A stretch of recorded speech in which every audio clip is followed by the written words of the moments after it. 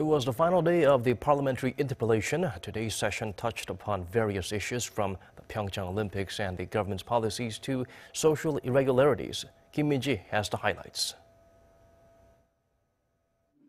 Rival lawmakers agreed to work together for the peaceful hosting of the Olympics. They passed a resolution pledging to refrain from political infighting and to work to make the Games a milestone for peace. The ruling Democratic Party of Korea stressed that the government also needs to use the occasion to pursue its economic and diplomatic agenda. We need to make the most of the PyeongChang Olympics for our diplomacy. What are the government's plans? The President will be meeting individually with all heads of state, and if circumstances don't allow that, I'll do it myself. Korean companies will also be hosting leaders from countries with which they do business or plan to do business with. But there was also a dispute again over the constitution and the issue of reducing the powers of the commander-in-chief. The main opposition Liberty Korea party claimed that President Moon Jae-in doesn't seem interested in the matter.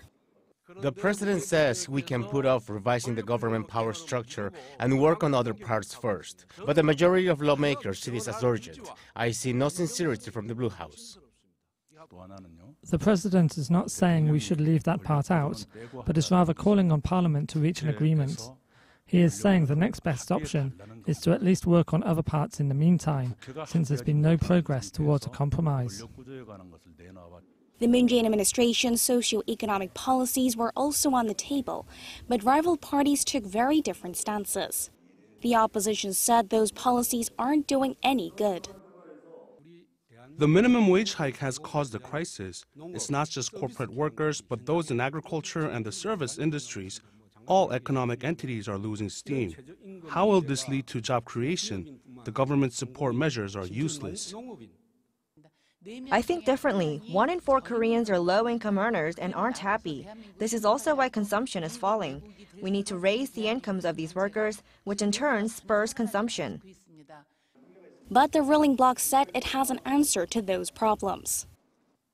There needs to be a way to reduce the gap between SMEs and conglomerates. Do you have any plans for their coexistence?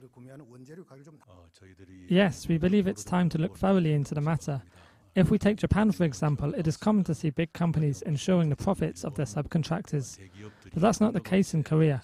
We will look into how to fix this problem and to make this a part of corporate culture and not just focus on the crackdown. Rival lawmakers also touched on the issue of rooting out irregularities in employee recruitment to provide fair and equal opportunity for all job seekers, regardless of their credentials or background.